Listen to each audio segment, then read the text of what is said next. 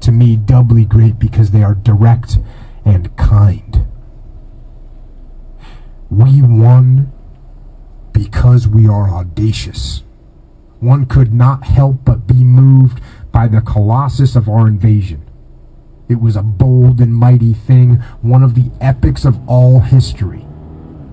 In the emergency of war, our nation's powers are unbelievable.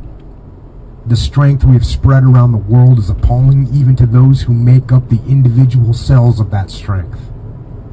I am sure that in the past 2 years, I have heard soldiers say 1,000 times, if only we could have created all this energy for something good. But we rise above our normal powers only in times of destruction. We have won this war because our men are brave. And because of many other things. Because of Russia and England and the passage of time and the gifts of nature's materials. We did not win it because destiny created us better than all other peoples. I hope that in victory we are more grateful than we are proud. I hope we can rejoice in victory, but humbly. The dead men would not want us to gloat. The end of one war is a great fetter broken from around our lives. But there is still another to be broken. The Pacific War may yet be long and bloody. Nobody can foresee, but it would be disastrous to approach it with easy hopes. Our next few months at home will be torn between the new spiritual freedom of half-peace and the old grinding blur of half-war.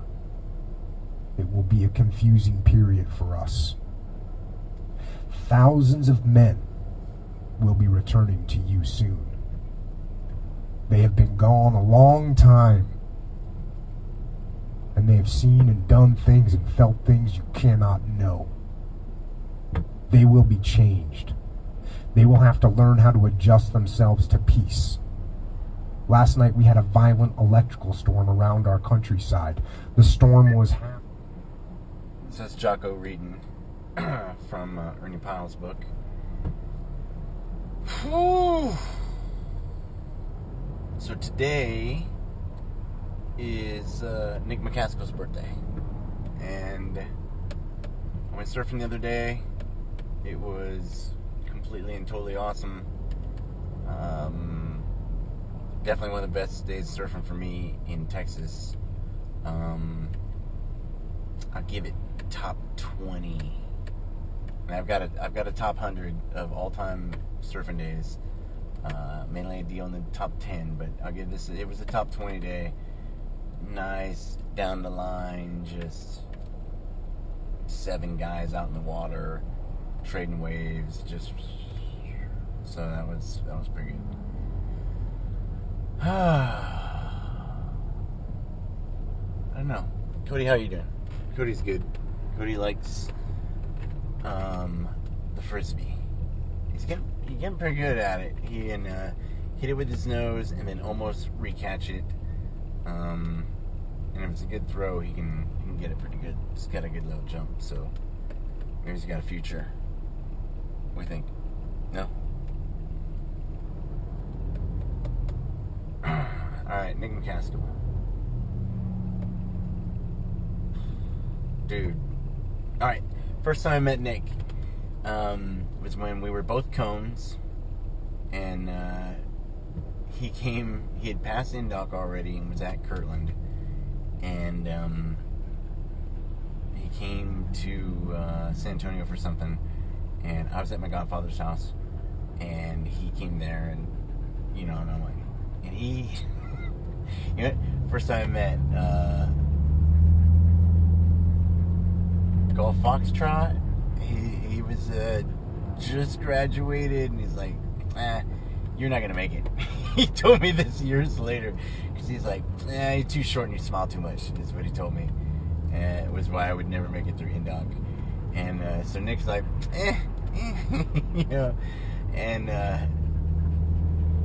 and I just thought, dude, cool haircut, Californian surfer, soccer player, you know, at Kirtland going through, you know, and I'm like, he's almost a PJ. That's pretty badass, you know. As a, I know what it's like to be a cone and be excited to meet somebody. You went to dive school? Oh my God, dude, what's that like? You know, it's really rough. But I made it. I persevered. You know, I was there, you know, excited to talk to somebody. I met a PJ once, you know, before I got to, before I joined the Air Force. Read a bunch of books, but got to meet one guy, you know, who'd been a PJ and got hurt. And best advice of my life, you know, train like you're gonna die before you quit. And since they're not gonna let you die and you're not gonna quit, you have no other option but to pass. And it's like, that's my bumper sticker. Because that's the way to be. And that's the way Nick McCaskill was. He was a balls to the wall, we're gonna see what this puppy can do. Don't tell me the odds. The dude abides. Does you know there's a drink involved here? Oh, beautiful. Got me my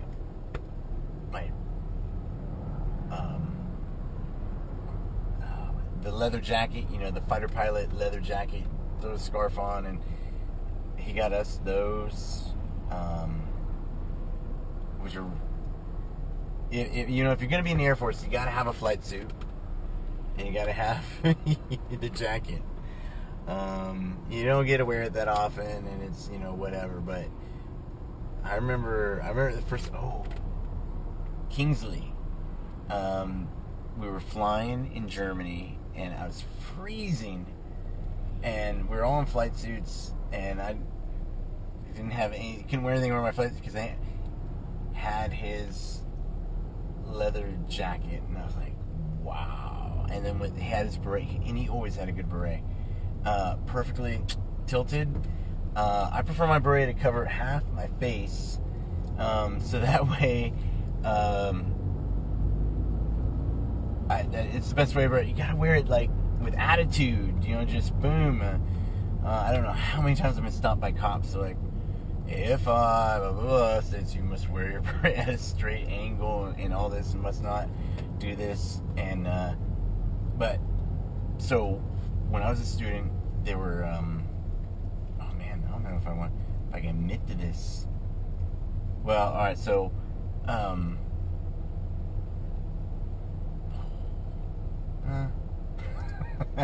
so when I was a student, they were in the old building on Kirtland, and the what's the word I'm looking for? The museum there was overflowing with PJ stuff, which is why I have so much PJ stuff, because they threw it away. I know it sounds pretty sacrilegious and stuff, but somebody needed to make room, and they threw away all this stuff, and they threw away Arthur N. Black's beret. It was in a thing. I don't know what they threw away flags. Anyway, before any of us get in trouble, them for throwing away and me for climbing in a dumpster to grab it all. So I'm gonna go with Arthur N. Black's head is a little bit bigger than mine because his beret covered half my face, and so for years, that was I love that beret. And then I think I know who took it, not because they knew who it was, but because they needed a hat to go to lunch, and stole it, bastards. Which occasionally does happen, or if you leave it laying around, you'll find it in the freezer, frozen, and that'll take you a while to get it back out. I've seen some good ones, Joe. Perfectly shaped, frozen, and but it real cool. I don't think I took a picture, but yeah. So I like my beret. Bam, cover it, kind of French style. There's a picture of my grandfather, and he's got a sailor's hat, and tipped just on the verge of it. It says, fuck you, I'm wearing my hat exactly how I want to, sir. Because as long as you end it with sir, or if you start it with I respectfully disagree, or what is it, may I speak frankly? Oh, so I love Nick. I miss Nick. I can't help. He was a big fan of the Big Lebowski, and so getting to watch a movie that I've watched with him many times and shared many quotes does bring back, some love. And he does occasionally come down from heaven and dance with me at Dick Dale concerts, which is my pleasure. And I love talking to his dad. There's really good, you know what? That is the picture that is going to. So this is podcast number 2. This is the end of it. It's me wrapping up my week. I think I'm gonna aim for this to be a weekly thing. And his dad and I, it's at Nick's funeral, and it hurt. If you think my hair, wait till you see this picture of Nick and me, or Nick's dad and me, and you're gonna go like, what?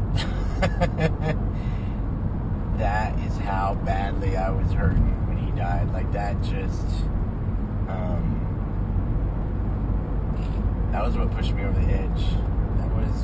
That hurt the most.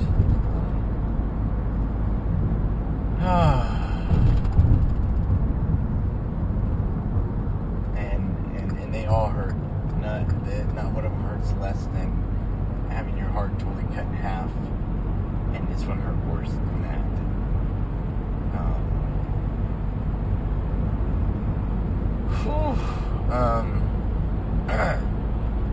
So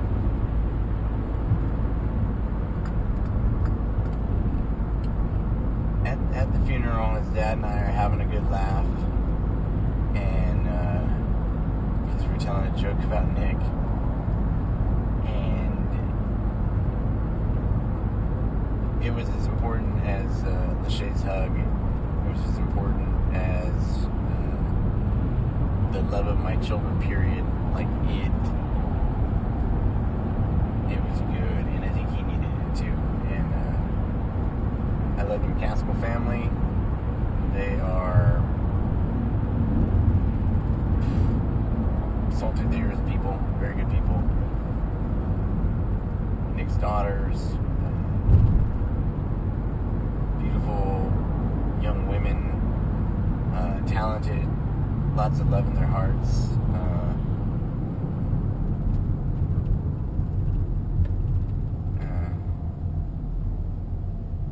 Good. I miss the Triple X spouse and family, and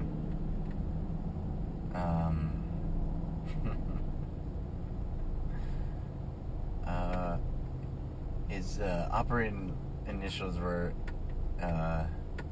X-ray. Dos Equis. He was a man among men. A bad motherfucker. Beautiful human being. Really good surfer. A genuine, bona fide dude. And a PJ. And a great American. Did I add surfer? Which, from now on, I've always put other as my, because I'm half. And, because you're never brown enough for brown people, and you're never white enough for white people. And you're just kind of stuck there in the middle. So, from now on, I've always put other, because that's who I identify with. And from now on, I'm changing it to surfer. That's my population, my being, surfer. Occupation, surfer. Religion, surfer. That's it. Peace and happiness. that's what Nick would have done. You know, he was going to do his time, get out of the Air Force, move back to the beach, and just be happy. And so that's why we're here. That's why I'm here, to live through my dreams, you know, to show others that dreams are real and can be done. You want to be a PJ, be a PJ. When you're done, you want to go be a doctor, be a doctor.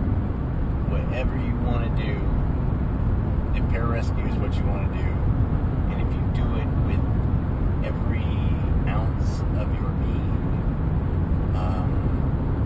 you would love it, and it would be rewarding, and it's all worth it. You know, I know there may come a day or an hour or a moment where you say it's not, and in that moment, maybe it's not. But overall, in the grand scheme of things, in time, it's worth it.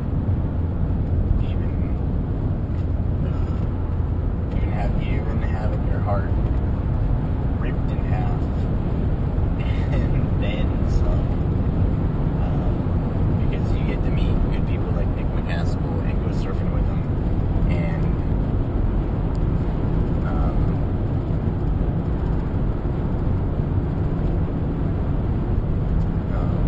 Nick's wife. I love the two of them. They were hilarious. They were that couple that just like, what the fuck? Oh, there was I love it. There's passion there. I think that's what's important. And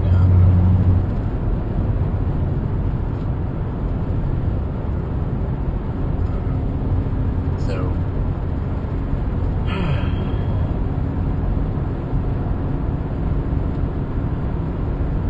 it's all worth it. You gotta want it though. And I always stop saying so yeah, this concludes the end of podcast 2. I'd like to thank El Bonito for hanging out with me. I'd like to thank the recruiters. Alright, so quick Q&A. They answer your questions. So, one guy